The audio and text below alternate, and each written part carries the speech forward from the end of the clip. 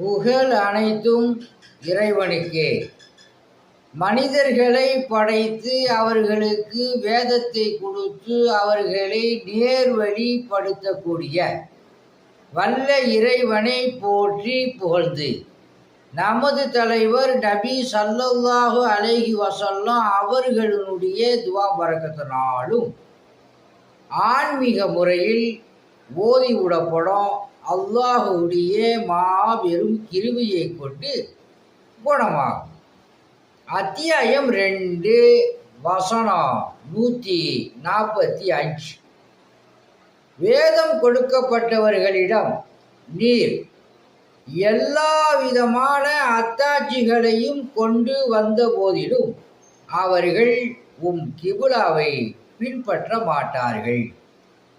நீரும் அவர்களுடைய கிபுலாவை பின்பற்றுபவர் அல்லாஹ். இன்னும் அவர்களில் சிலர் மற்றவர்களின் கிபுலாவை பின்பற்றுபவர்களும் அல்லாஹ்.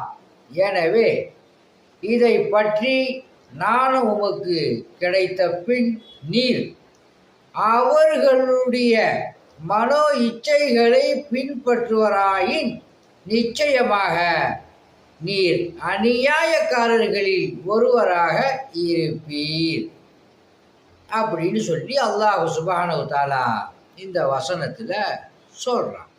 ஒரு எக்ஸாம்பிள், நீங்களும் அவர்களுடைய கிபுலாவை பின்பற்ற வேண்டாம், அவர்களும் உங்களுடைய கிபுலாவை பின்பற்ற மாட்டார்கள்.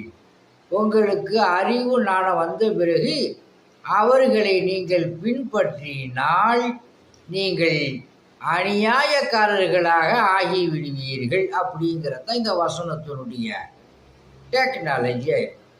அல்லாஹ் சுப்ஹானஹு வ தஆலா உங்களுக்கும் எனக்கும் சகல விதமான பாக்கியங்களை கொடுத்து நோயற்ற வாழ்வை கொடுத்து நீண்ட ஆயுளையும் கொடுத்து ஜன்னத்துல் ஃபிர்தௌஸ் என்னும் சொர்க்கத்தை வாஜிபாக்கி நரகத்தை ஹராமாக்குவானாக. உங்களிடம் விடை பெறுவது மன்சூர் அலி ஜக்கரியா தபுரா. அஸ்ஸலாமு அலைக்கும் வரஹ்மத்துல்லாஹி வபரகாத்துஹு.